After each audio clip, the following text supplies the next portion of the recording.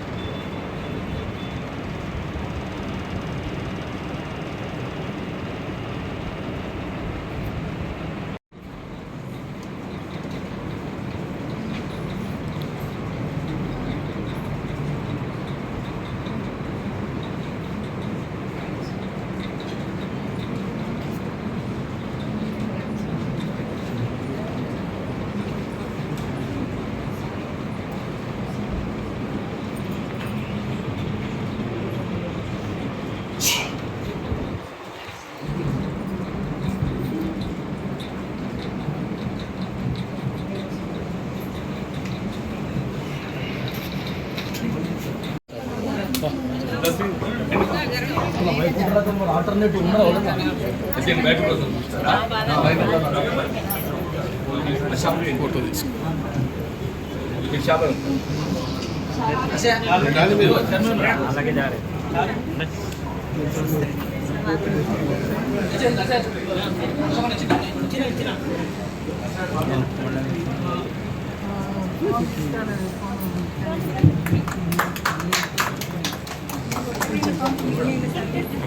ఉన్నటువంటి ప్రధాన రహదారి ఏదైతే ఇప్పుడు మనకు అన్నపూర్ణ చౌరస్తా old bus stand new bus stand వరకు ఉన్నటువంటి రోడ్ ఏదైతుందో యావర్ రోడ్డుగా పిలువబడుతుంది. అంటే వాస్తవంగా ఏదైతుందో ఇది గతంలో కేవలం 40 ఫీట్లతో ఉన్నటువంటి రోడ్డు అప్పటి పరిస్థితులు దాన్ని 60 ఫీట్ల రోడ్డుగా విస్తరింపచేయాలని చెప్పని మాస్టర్ ప్లాన్ ఆమోదం పొందడము 1994 నాకు గుర్తుంది. ఇప్పటికి 94లో ఏదైతుందో 60 ఫీట్ల వరకు దాదాపు అందరి ఆమోదంతో బాధితులను విశ్వాసంలో తీసుకొని 60 ఫీట్లకు విస్తరింపజేయడం జరిగింది. ఏదైతే అంబేద్కర్ చౌరస్తాగా మనకు పిలువబడుతుందో అక్కడ మనకు ఒక బస్సు వస్తే సర్వీస్ వెళ్ళకపోతుంది. పిల్లలు ఊటూరు రాజన్న అని చెప్పాను, పెద్ద మంది చనిపోయింది. ఇప్పుడు ఈ మంచాల కృష్ణకు మామైతుంది అని మొత్తం ఇల్లు తొలగించబడ్డది. దానికి ఎదురుగా దాసరి రాఘవులు సార్ అని చెప్పిన ఒకరు ఉంటారు, దాసరి రాఘవులు సార్ అని చెప్పారు. ఆయన మొత్తం ఇల్లు పోయిందమ్మా. పాప వాళ్ళు ఇంత సహకరించింది కదా అని చెప్పారంటే వాళ్ళు సెట్ బ్యాక్ అయిపోయి రాఘవులు గారి మొత్తం పోయింది. ఆయన వేరే ఏం మిగిలేదు. ఆయనకు దాని ప్రత్యామ్నాయంగా ఒక 3 షాపులకు స్థలం ఇవ్వడం జరిగింది బాలాజీ తాకి ఎదురుగా. అట్లయితే 40 ఫీట్లకు అప్పుల పరిస్థితులు అమలు చేస్తాం. ఇప్పుడు తదుపరి దీంతో ఈ ట్రాఫిక్ మరింత పెరగడంతో వాళ్ళు 60 ఫీట్లను 100 ఫీట్లుగా దాన్ని విస్తరింప చేయాలని చెప్పని అంటే స్థానికులే కానీ అందరూ భావించడము. ఇది 2016-17లో తెలంగాణ రాష్ట్రం ఏర్పడ్డ తదుపరి 2016-17 అప్పుడు జేసీ గారు కూడా కార్పొరేటర్ ఉన్నారు. మున్సిపాలిటీ ఏదైతుందో ఏకగ్రీవంగా తీర్మానం చేసి దాన్ని 100 ఫీట్లుగా విస్తరింప చేయడానికి డైరెక్టర్ ఆఫ్ టౌన్ ప్లానింగ్ ద్వారా ప్రభుత్వం నివేదించింది. డైరెక్టర్ ఆఫ్ టౌన్ ప్లానింగ్ కూడా ఏదైతుందో వాళ్ళు దాన్ని స్క్రూటైన్ చేసి అబ్జెక్షన్స్ కాన్ఫర్ చేసి ఇక్కడి ప్రజా అభిప్రాయం కూడా సేకరించి 100 ఫీట్ల ఆవశ్యకతను అప్పుడు 2017లోనే రాష్ట్ర ప్రభుత్వం నివేదించింది. 2017లో రాష్ట్ర ప్రభుత్వం నివేదించినప్పుడు మున్సిపల్ శాఖ మంత్రులు కేటీ రామారావు గారు ఏదైతున్నదో జగిత్యాలకు వచ్చిన సందర్భంగా వారికి కూడా మేము అందరూ నివేదించాం. అప్పుడు మున్సిపల్ చైర్పర్సన్ విజయలక్ష్మి అందరూ నివేదించాం. ఈ ఆవశ్యకత కూడా మరి దృష్టి తీసుకెళ్ళారు. ఇప్పుడు పార్లమెంట్ సభ్యులను కవిత గారు ఉండేది, తీసుకొస్తే వాళ్ళు ఏదైతుందో దాన్ని 2 సంవత్సరాలు అంటే అప్పుడు నేను అప్పుడు ఎమ్మెల్యే కొట్టి నా టర్మ్ అయిపోయిన తర్వాత దాన్ని డాట్ చేసి అంటే ఉద్దేశపూర్వకంగా గత టీఆర్ఎస్ ప్రభుత్వం ఏదైతుందో ఈ 50 రోడ్డు విస్తరణకు సంబంధించి 2 సంవత్సరాలు ఏదైతుందో ప్రభుత్వం అనుమతి ఇవ్వకుండా మాస్టర్ ప్లాన్ 100 ఫీట్లకు ఆమోదం తెలపకుండా దాన్ని లైఓవర్ చేయడం ఫైల్ లైఓవర్ చేయడం జరిగిందని చెప్పండి. సరే 2018 శాసనం ఎన్నికలు ముగియడము, కొత్త మళ్ళీ 2వ పర్యాయం కేంద్ర ప్రభుత్వం అధికారం రావడము, తదుపరి ఏదైతుందో సరే అప్పుడు మళ్ళీ ఫైల్ మూవ్మెంట్ చేసినట్టు చేసి 100 ఫీట్లు ఆమోదం పొందడం జరిగింది గత టీఆర్ఎస్ ప్రభుత్వం. వెల్కమ్ చేసాం, సంతోషంతో బెటర్ దాన్ని ఎవరు అన్నట్టు ఏదైతుందో ఇప్పటికైనా అవుతే సంతోషపడతామని చెప్పి భావించాను. మళ్ళీ ఒక 5 సంవత్సరాలు గడిచి మరి 2018 నుండి మీకు 2023 నవంబర్ వరకు కూడా మనకు గడిచిపోయింది. కేవలం ఏదైతుందో ఎక్కడెక్కడైతే ప్రభుత్వ కార్యాలయాలు ఉన్నాయో కార్యాలయ దగ్గర మాత్రమే దాన్ని విస్తరింపజేశారు.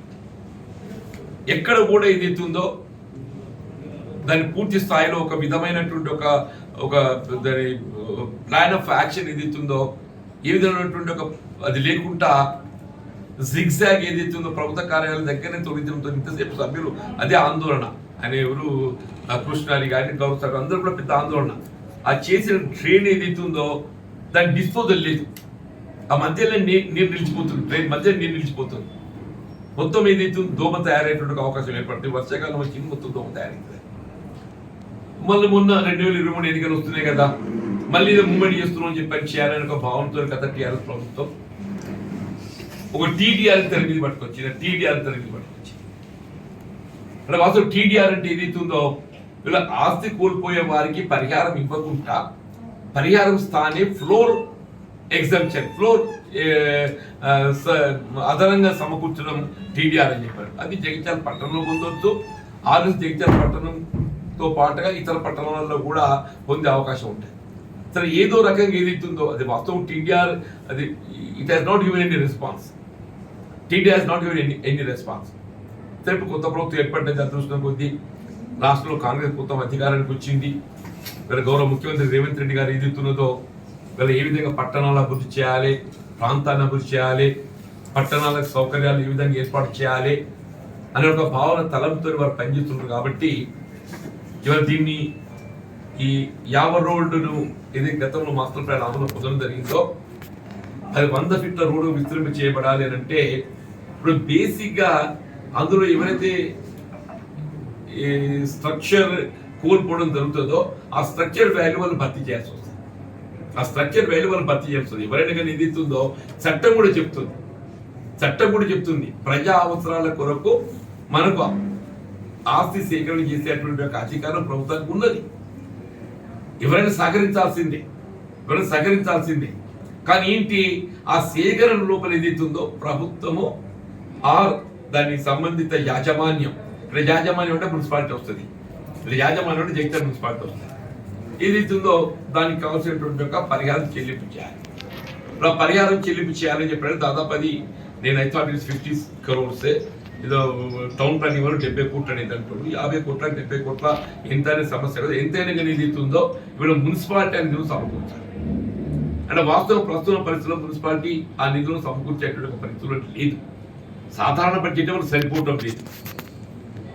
కాబట్టి ఏది ఇస్తుందో రాష్ట్ర ప్రభుత్వం ప్రత్యేకంగా ఈ నిధులు మంజూరు పొందటానికి వరకు ఈరోజు మరి దీన్ని ఎజెండాలో అదనపు ఎజెండాగా చేర్చి గౌరవ సభ్యులు అందరూ కూడా ఏదైతుందో ఇది ఏ రకంగా నేను ప్రభుత్వంకి వెళ్ళి నిధులు మంజూరు కొరకు ప్రయత్నం చేయాలని చెప్పని భావించడము.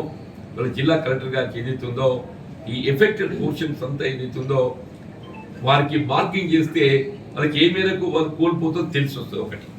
రెండోది ఈ 70 crores అనేది tentative. This can be little bit more or can be less, అటు కావచ్చు ఇటు ఎట్లా కావచ్చు. కాబట్టి ఏదైతే ఆ పరిహారం వాల్యూ అనేది ఏదైతున్నదో ఇది ఆర్డీఓ గారి ద్వారానే నిర్ణయం చేయబడతాయి.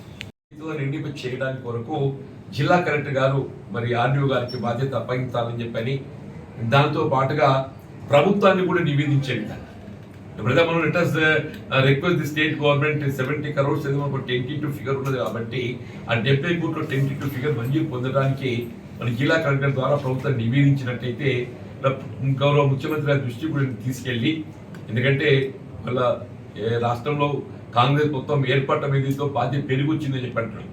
మరి దీనికి తోడు ఏదైతుందో వీళ్ళ గతంలో త్రాగునీటి సమస్యకు సంబంధించి కూడా మిషన్ భగీరథ అని చెప్పిన కార్యక్రమం అమలు చేసి తలపెట్టినా కానీ అంటే అది వాస్తవంగా మనం ఆశించిన మీరు ఫలితాన్ని పొందలేకపోయాం. ఇప్పుడు వాస్తవంగా మిషన్ భగీరథ వాటర్ ఫ్లో 20 కిలోమీటర్లు ఫ్లో అవుతే వీళ్ళ క్లోరినేషన్ జీరో అయిపోతాయి. మనం కొరుట్ల ఆ డబ్బా ప్రాంతం వెళ్ళి మనం జగిత్యాలకు వచ్చే వరకల్లా క్లోరినేషన్ జీరో అవుతుంది. ఆ జీరో కావడం దానికి ఏమైపోయింది, దాన్ని మళ్ళీ రీక్లోరినేషన్ చేస్తాం. వాస్తవంగా ప్రతి ఇంటికి త్రాగునీటి కుళాయి సమకూర్చాలని చెప్పని ప్రభుత్వం భావించింది, మున్సిపాలిటీ భావించింది. వాస్తవం ఇట్లా 2018 కన్నా పూర్వమే అప్పుడైతే అవుతుందో ఇక్కడ జగిత్యాల పట్టణం ప్రత్యేకంగా ఉమ్మడి రాష్ట్రంలో ఏదైతుందో దీని ఒక మోడల్ మున్సిపాలిటీగా దీన్ని తీసుకొని ప్రతి ఇంటింటికి నల్లా 200 రూపాయలు కల్పించారు. 200 రూపీస్కు ఇంటికి నల్లా కల్పించమని చెప్పారు. ఇప్పుడు అదనంగా ఏదైతుందో మళ్ళీ ఈ అమృత్ స్కీమ్ కింద మనకు జగిత్యాల పట్టణం అందులో చేర్చబడి ఉండడంతో 27.95 crores 27.95 crores మంజూరు రావటము, ఈ 27.95 కోట్లు అంటే దాదాపు 28 కోట్లు టెండర్ కూడా చేపట్టబడడం జరిగింది. అగ్రిమెంట్ కూడా అయిపోయింది. వాళ్ళు they are about to start the work. ఇందులో ప్రధాన కాంపోనెంట్స్ 3 ఓవర్ హెడ్ ట్యాంక్స్ నిర్మాణం చేయాలి. ఇప్పుడు ఉన్నటువంటి ఓవర్ హెడ్ ట్యాంక్స్ కు అదనంగా ఇంకొక 3 ఓవర్ హెడ్ ట్యాంక్స్ ఏర్పాటు చేయాలి. వాటితో ఇప్పుడు ధర్మసముద్రం దగ్గర ఇది ఒక సంప్ ఏర్పాటు చేయాలి. ఇంకొక అదనపు సంప్ ఏర్పాటు చేసి మన రేపు ఈ క్లోరినేషన్ ఏదైతే జీరో అవుతుందని చెప్పాను కదా, దాని మీద గ్యాస్ క్లోరినేషన్ ఇక్కడ మనకు ఫెసిలిటీ ఉంది. మనం అదనంగా సంప్ ఏర్పాటు చేసుకుంటే భవిష్యత్తు అవసరం ఉపయోగపడుతుందని చెప్పని ఒక అదనపు సంప్, అట్లా ఫిల్టర్ బెడ్స్ కూడా ఏదైతుందో ఇప్పుడు మనకు పాత ధర్మసముద్రం దగ్గర ఫిల్టర్ బెడే కానీ ఈ ధరుడి క్యాంపులో ఫిల్టర్ బెడే కానీ రెండు కూడా ఏదైతుందో మన వినియోగంలో ఉన్నప్పటికీ కూడా కొంత వాటి సిస్టమ్ ఇంప్రూవ్మెంట్ చేసుకోవాల్సిన ఆవశ్యకత. ఈ ఫిల్టర్ బెడ్ సిస్టమ్ అనేది మనం ఇంప్రూవ్ చేసుకోవాల్సిన ఆవశ్యకత. ఈ ప్రధాన కాంపోనెంట్స్ 3 ఓవర్ హెడ్ ట్యాంక్స్, తర్వాత ఒక సంప్, అట్లా ఉన్న అమలు ఉన్న ఫిల్టర్ బెడ్స్ ఏదైతే సిస్టమ్ ఇంప్రూవ్మెంట్, అట్లా ఏ ప్రాంతంలోనైతే పైప్ లైన్ సౌకర్యం లేదో, ఎందుకంటే అదనంగా టౌన్ పెరిగొచ్చింది, ప్రాంతం విస్తరిస్తుంది కాబట్టి అక్కడ నూతనంగా పైప్ లైన్ ఏర్పాటు చేయటము, అట్లా ప్రతి ఇంటింటికి నల్లా కొలాయి కనెక్షన్ ఏర్పాటు చేయడం, ఏ ఇంటికి నల్లా లేకుండా విధిగా ఇంటికి నల్లా సమకూర్చడం, ఇవన్నీ ప్రధాన కాంపోనెంట్స్. అంటే ఒకసారి వన్స్ మనకి ఈ స్కీమ్ ఈ అమృత్ కింద మనం మంజూరు వచ్చినటువంటి ఒక 28 కోట్లు ఏదైతే ఉన్నదో ఇది మనకు అమలు అయిపోతే జగిత్యాల పట్టణానికి సంబంధించి ప్రతి ఇంటికి అంటే మొదటి కూడా Jagtial model town integrated Andhra Pradesh also మొత్తం ఇక్కడ కూడా చెప్పంటున్నాం కదా, ప్రతిరోజు త్రాగునీటి సౌకర్యం అందింపజేసినట్టు మున్సిపాలిటీ ఏకైక మున్సిపాలిటీ జగిత్యాల పట్టణం అని చెప్పంటున్నాం. దానివల్ల మరింత స్ట్రీమ్ లైన్ చేసి ప్రతి ఇంటికి కూడా కుళాయి కనెక్షన్ ఇప్పించే విధంగా ఏదైతుందో రాష్ట్ర ప్రభుత్వం ఇవాళ అమృత్ స్కీమ్ కింద మనకి ఇది మంజూరు రావటము, ఇది కూడా మనము సౌకర్యం ఏర్పాటు చేయడం జరుగుతుంది. మరి ఈ 50 రోడ్ విస్తరణ ఏదైతే ప్రధానంగా ఈరోజు మరి గౌరవ చైర్పర్సన్ గారు అంటే అదనపు ఎజెండా అనేది చైర్పర్సన్ అమృతంలో అందుకు చేయడం జరుగుతుంది.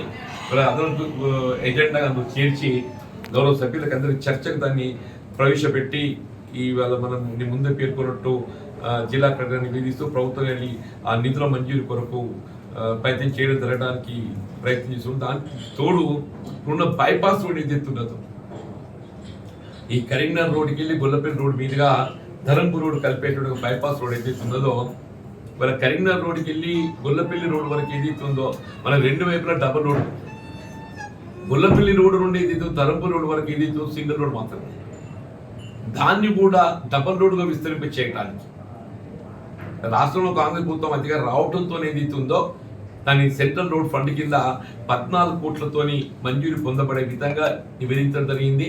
రాష్ట్ర ప్రభుత్వం కూడా కేంద్ర ప్రభుత్వాన్ని నివేదించింది. గౌరవ ఆర్ఎండ్బి శాఖ మంత్రి కోమటిరెడ్డి వెంకటరెడ్డి గారు ఏదైతున్నదో డబుల్ రోడ్ ఇంకో వైపు కూడా రోడ్ నిర్మాణం చేయడానికి కొరకు కూడా మనం సెంట్రల్ కేంద్ర ప్రభుత్వం నిధులు మంజూరు పొంది దానికి ప్రయత్నం చేసాం. త్వరలో అది కూడా మంజూరు కావడం జరుగుతుంది. ఏదైనా జగిత్యాల పట్టణానికి సంబంధించిన మౌలిక వసతులు సదుపాయాలు కల్పి చేయటం అది ఒక ప్రధాన బాధ్యత జరుగుతుంది. దానికి సహకరిస్తున్న సభ్యులకు అందరూ కూడా హృదయపూర్వక ధన్యవాదాలు.